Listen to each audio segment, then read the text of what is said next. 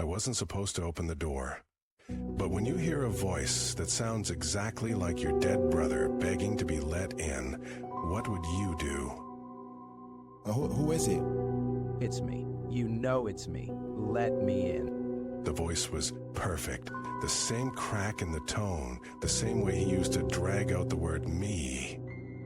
But my brother died 6 months ago. I watched them lower his casket into the ground. This isn't funny. Who the hell are you?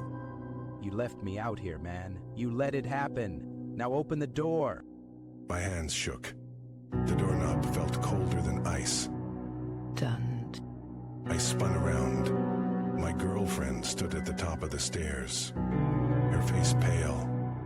That's not him. Methodist, she's lying. You know she never liked me. The voice changed. Just a little.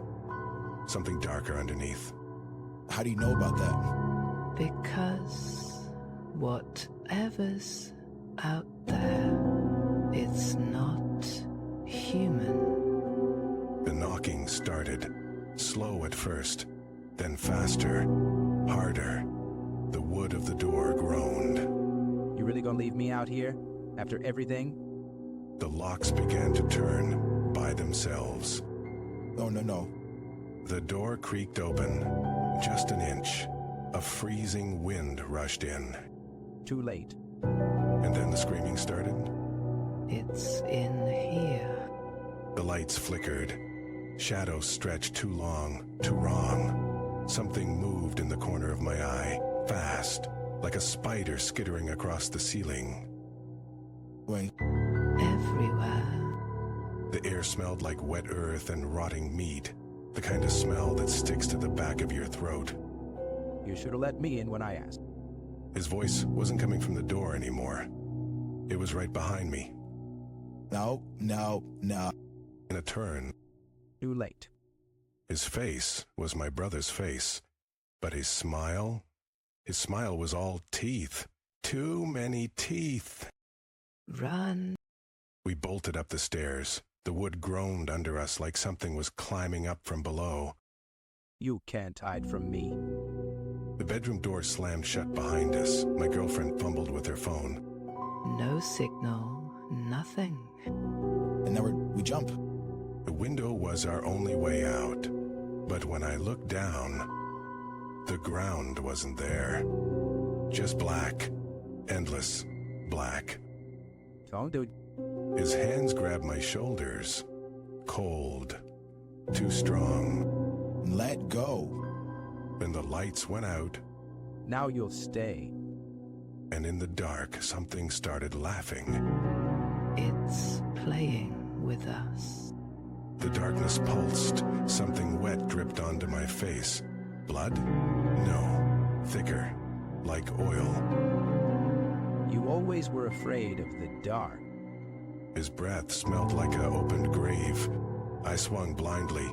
My fist hit something soft. Too soft. What the hell are you? You know what I am. You've known since you were 6. The nightlight. The thing that used to watch from the closet. The shadow that wasn't just a shadow. Oh God, it's him. The floorboard splintered. Fingers, too many fingers wrapped around my ankle. You outgrew your nightmares. But I never outgrew you. The window shattered inward. Glass rained down as something enormous squeezed through the frame. That's impossible. Impossible was the wet click of its joints. Impossible was how its smile split vertically. The attic. Now. We crashed through the hatch just as the bedroom door exploded off its hinges. Below us, the house breathed. Come down, little brother. The attic smelt like childhood. Like old baseball gloves and formaldehyde? What is that? My flashlight beam caught glass jars lining the shelves. Each one held something small and pale. Teeth. Baby teeth. You kept them for me. The hatch trembled. Something was climbing. There's no way out. Then I saw it, the one jar with no teeth. Just a folded note inside. Read it. You know you want to. If you're reading this, you remember now. Handwriting was mine, from when I was 8. I let him in during the storm. I gave him my teeth. He promised he'd leave if I forgot. You made a deal with it. The attic hatch burst open. A black tide of writhing shadows poured through. You broke the rules. The last thing I saw was my girlfriend's face. Not screaming, but smiling. Her teeth grew longer, sharper. Now we play forever. And in the dark, the game began again. I shouldn't have opened the door, but when you hear a voice whispering your name from the other side at 3 a.m., you don't think. You just act. He's there. Silence. Then a wet, gurgling sound, like something drowning in its own breath. Let me in. Her voice was wrong. Too high, too stretched, like a recording played backward. You're not real. You left me outside. You let me die. The doorknob turned on its own. No, I locked it. The door creaked open, and there she stood, smiling, her mouth too wide, her eyes black. That's me. I slammed the door, but when I turned around, she was already inside. Is it out? You can't run. You can't hide. I'm in the walls. And then the scratching started, from every direction at once. What do you want? The lights flickered, and in the flashes, she got closer and closer. Stay back. Her fingers brushed my neck, ice cold. Too late. The last thing I saw before the lights went out forever was her smile. And the thing behind her. The thing with too many teeth. Oh, God. Then the screaming started. But it wasn't mine. He's awake. A new voice. Deeper. Hungrier. Good. We've been waiting. The darkness moved, and I realized I was never alone in this house. Who are you? The ones who live here. The scratching grew louder, closer, You shouldn't have come home. and then the hands grabbed me. No. But it was too late. The house had me now, and it was never letting go. Let me go. But you just got here. The floor beneath me wasn't wood anymore. It was soft, pulsing, like flesh.